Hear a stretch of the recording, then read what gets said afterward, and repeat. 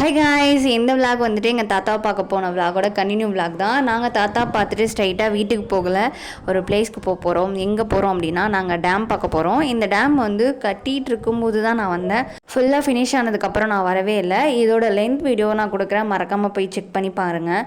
நான் போகும்போது என்ன யோசிச்சுட்டு போனோன்னா, நம்ம போகும்போது நான் அதாவது கட்டிகிட்டு இருக்கும்போது நிறையா தண்ணி வந்துச்சு. இப்போ எப்படி இருக்குன்னு தெரியலையே, தண்ணி வலியுமா, வலிஞ்சால் நல்லாயிருக்கும்ல, நல்ல வியூவாக இருக்கும், ஒரு ஃபோட்டோ எடுக்கலாம் நினச்சிட்டே போனேன். ஆனால் இங்கேருந்து பார்க்கும்போதே தெரிஞ்சிருச்சு அந்த இடத்துல தண்ணி வலியிலன்னு.